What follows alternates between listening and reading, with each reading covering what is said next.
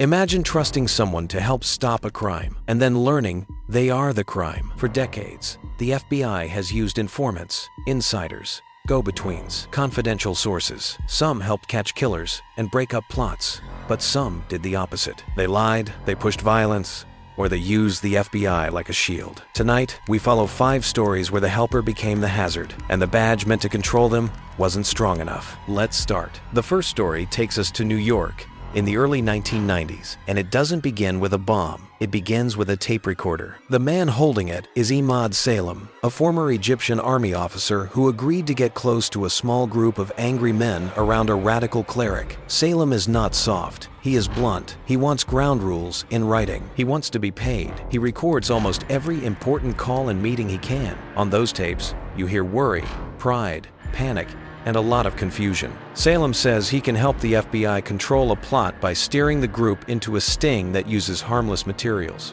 His handlers argue about strategy. Some trust him, others don't. Then, on February 26, 1993, a truck bomb explodes under the World Trade Center. 6 people die. More than 1,000 are hurt. After the blast, Salem comes back with his tapes and with information that helps stop a second phase, what later becomes known as the Landmarks case. He testifies. He helps put men in prison. But the tapes do damage in another way. They show a broken relationship between an informant and the people running him. They show mixed messages, bad planning, and decisions that look terrible in hindsight. This is why Salem is dangerous in a special way. He has deep access, which is rare and priceless. But when that access is managed badly, the whole system frays. A source who could help you save lives can also expose your worst mistakes, and the public will hear it in his own voice.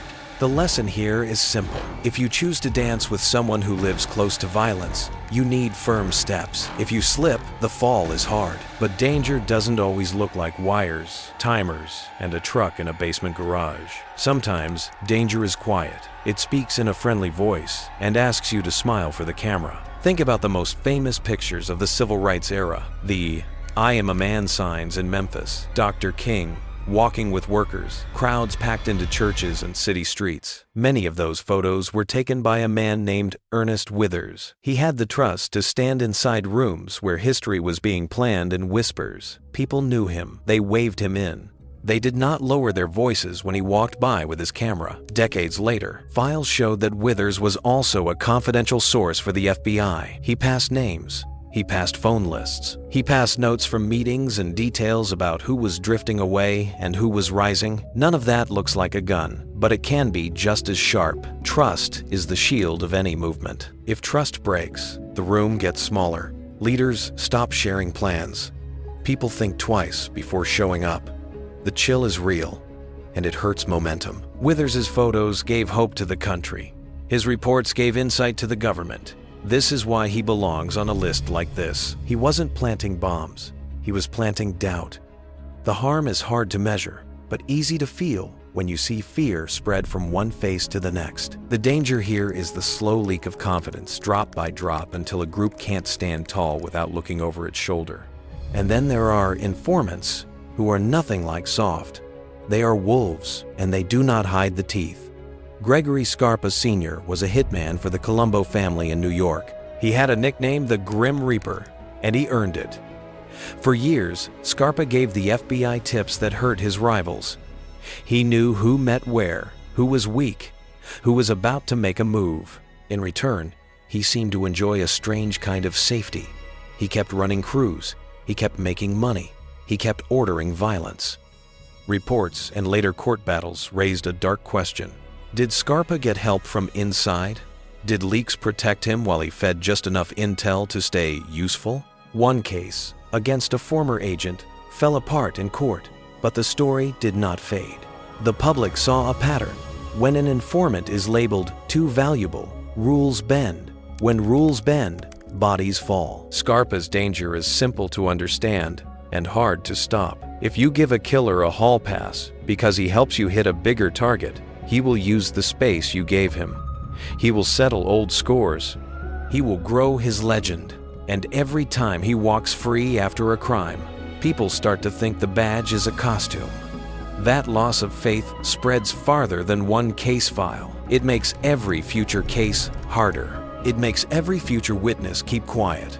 Scarpa shows how a deal that looks smart on paper can rot everything around it. Before we get to the final two, one quick thing. If you like deep, honest stories about crime in the shadows, hit subscribe. It helps the channel more than you think. Now, we raise the tension. At number 2 is a man whose weapon was a simple drawing. His name is William O'Neill. The city is Chicago. The year is 1969. O'Neill joins the Black Panther Party in Illinois. He is smart, calm, and useful.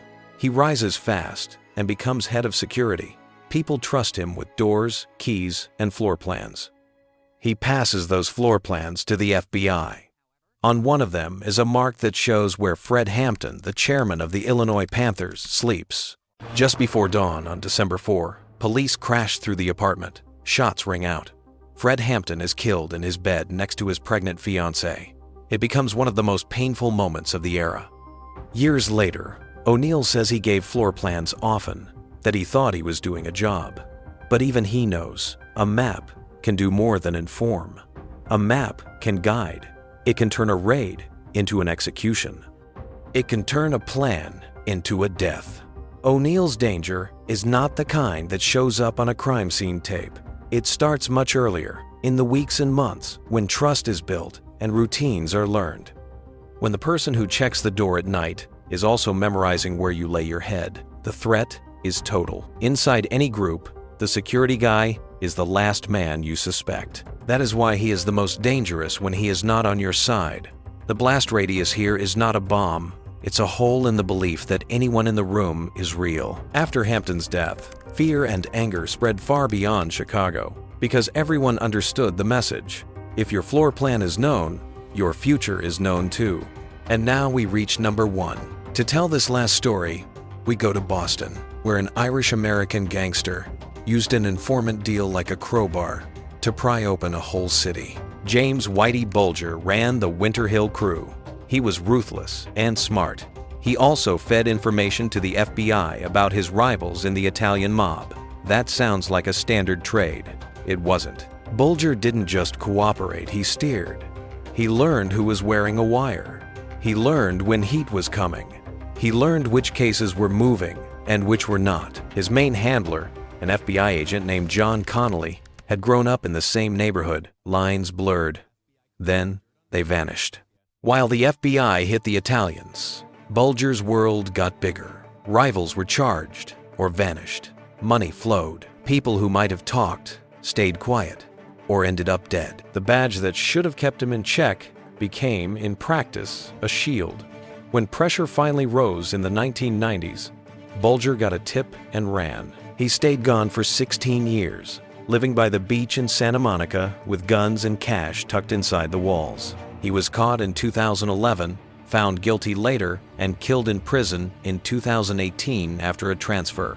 Connolly, the handler, was convicted in a related case years earlier. The wreckage left behind was huge.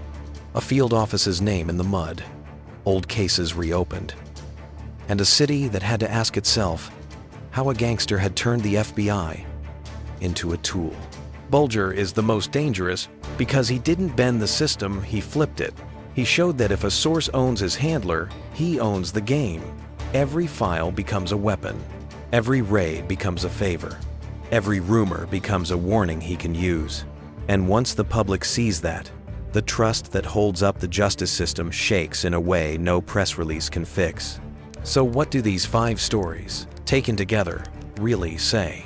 They say the informant program lives on a thin line between necessary and out of control. Emad Salem showed how a source can bring major wins and still reveal deep cracks inside the case. Ernest Withers showed how a camera in the right room can chill a movement without a single arrest. Gregory Scarpa showed how a killer can wear the word informant like a mask and walk right past the guard. William O'Neill showed how a floor plan can kill a leader and leave a scar on a country.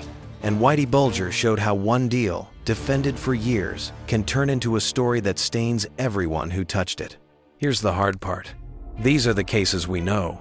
They are in books, films, court files, and press stories. But informant work happens in the dark, The best cases never make the news. The worst cases sometimes never make it to court.